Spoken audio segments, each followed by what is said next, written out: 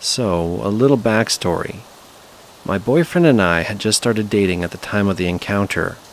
I have never stayed over at his house up until this night. The house itself is a 200-plus-year-old farmhouse that only him and his father lived in. The upstairs has 2 rooms that mirror each other, with one sitting directly above my boyfriend's bedroom. Fast forward to the night I stayed over. It was early December, and he lived about 45 minutes from where I was living at the time. I had the flu, and he insisted I stay the night so he could take care of me.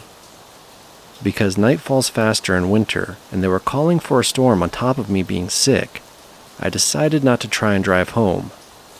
It was around 11 p.m. when we went to sleep after watching movies and taking it easy. Now, my boyfriend's bed has one side that is pushed up against the wall, and normally I feel comfortable sleeping in spaces like that. But because I wasn't feeling well, I slept on the outside in case I needed to throw up. At about 2 a.m., I wake up, completely unable to breathe and gasping for air. I feel like smoke is pouring into my lungs. As this is going on, there is a dark figure looming over me with hands extended towards me. When I finally comprehend what is happening, I start frantically shaking my boyfriend and repeat, "We have to go." He wakes up panicked, and I'm all freaked out, sweating and crying. He's not someone who believes in paranormal stuff, so he just brushes it off, thinking I had a fever dream. Once I'm calmed down, I switch sides with him after begging for a few minutes and manage to go back to sleep. In the morning, I'm sitting at the table with his father, drinking coffee while my boyfriend is collecting firewood. His dad asks me how I like the house. I don't want to be rude, so I just say it's gorgeous. He goes on about how he wishes he had time to fix up the upstairs. Curious, I asked why it needs to be fixed. "Oh, a long time ago there was a fire that broke out up there. The rooms need a little TLC." After that first night, I was always scared to be left alone in the house. I'd always hear someone walking up there, and it always freaked me out. This was about 6 years ago now, in early 2014. I'm a merchant marine, and at the time was working on an American-flagged car carrier in the engineering department as an oiler. My whole life growing up, I've had some rather strange things happen. Seen some things, felt some things, etc. But this is the first time I've had it happen on a ship I was working on. I was on the midnight to noon watch with a third engineer. When I was in the middle of my readings one evening, I happened to notice an orange blur in my peripheral vision on the deck below, which was the lowest deck in the ER. I turned my head and caught just a glimpse of an orange coveralls walking down the shaft. This wasn't the engineer or anyone else in engineering, as we didn't wear coveralls. Our work outfit consisted of cargo/mechanic pants and whatever shirt you owned. The deck guys, however, did wear orange. So I finished up my readings and walked down to the lower level to find him, the guy. I thought maybe it could have been the AB on night watch, but they don't make rounds in engineering spaces, but whatever. So I go down there and no one's there. Whatever, probably just tired, I thought, and finished my rounds. After finishing up, I turned in the sheet to the third in the control room, then stepped back out to go start on a project, when I saw the door to the tool room/machine shop flap closed. Again, I thought probably a decky down here to steal a tool or something. So of course I go to the shop, and as I entered the shop, the door to the storage room was just closing. I continue to follow, but there's no one in the storage room, and the only other way out would be through steering and up onto the main cargo deck. I continued into steering, gave a quick glance around. Again, I found nothing. On my way back out, I glanced into the hydraulics room when I finally saw him. He was facing away from me, looking at a panel, and I almost just walked past. I caught myself mid-step and shouted over the sound of the steering pumps to get his attention. The man jumped and was turning around when the ship lost power. Losing power was nothing new. The ship has had a faulty shaft generator for a while. It was pretty standard. I didn't think anything of it until I got my flashlight out of my pocket, and the man was gone, like he was never there. I looked around, but nothing. I was starting to get a little nervous and jumpy at that point. But right before panic could set in, the diesel generators kicked in and lights were restored. I returned to the control room to ask the third if any decky had left the engine room through there, and he said no. Cut to a few days later, I was talking to the boatswain's mate in the deck locker when I noticed a picture hanging almost as if it were a memorial, and I asked him about it. The bosun said it had been there for a while. The ship used to be Swedish flagged, and they had a death aboard back then before it became US flagged. I sort of went quiet, then told him what I saw a few days ago, and he just goes, "Oh yeah, we catch glimpses of him roaming the cargo deck sometimes too." I didn't have anything else happen that trip, and we even got the shaft generator fixed in the next port. But still, it was sort of wild having that happen in the last place I'd ever expect. I wanted to share a ghost experience I had as a college freshman this past year. During this past year as a freshman in college, I had some unexplained experiences that I believe may have been ghosts. This will be a little bit longer story since this is multiple experiences I had over the course of a semester. I lived in the oldest dorm building of this old small college in Pennsylvania that I'm choosing not to name. Right off the bat, those unexplainable experiences started.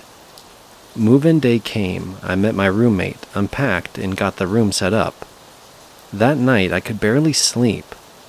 In the far corner of the room there were 2 closets built into the wall, and also where my roommate had decided to put her desk. From that corner, I felt like someone was watching me. It wasn't a vague feeling either. It felt like someone was staring holes into me. I chalked it up to feeling uneasy in new surroundings and did my best to fall asleep. They had been roommates the year before and lived in one of the rooms that neighbored the dorm I was living in. They explained the weird stuff they had experienced while living there. Things being moved around and lights turning on in the middle of the night on multiple occasions. My high school friend confirmed this since she had been living only a few rooms down from them when all this happened. After hearing this, I did some research later that night. I found the same story from a different website. Back when the college was an all-boys school, a young man had, unfortunately, killed himself on the same floor in the same building where I was living. I would be lying if I said I wasn't spooked, but I tried to brush off the fear. I also jokingly renamed the ghost Patrick, since the girls who lived on the floor before had been calling the ghost Patricia, assuming it was a girl since it was an all-girls floor. I didn't have another experience with Patrick for about another month, but other girls on my floor kept complaining about hearing bumps and footsteps at night, as well as stable objects falling off of shelves and wall hangings being knocked down.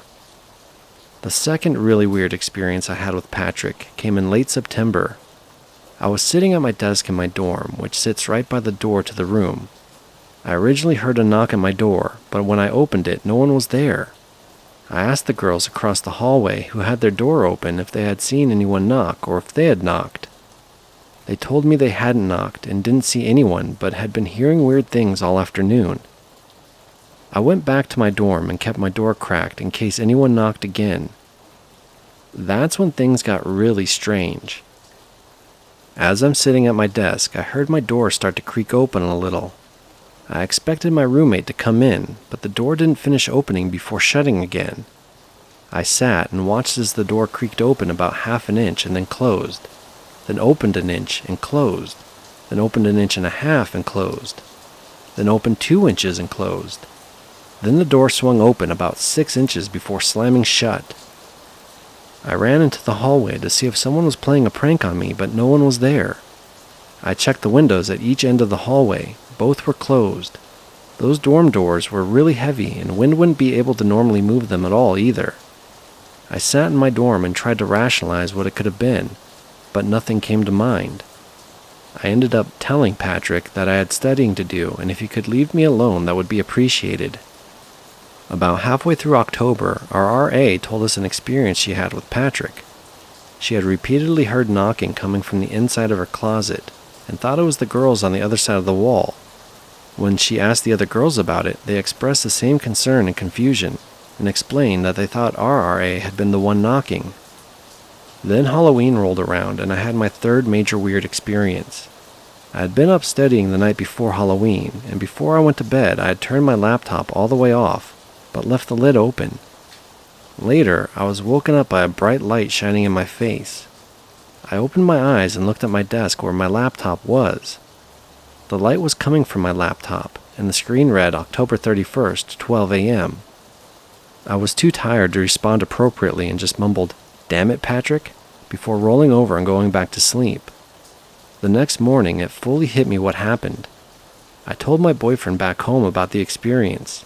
He joked that maybe Patrick just wanted to play some Halloween prank.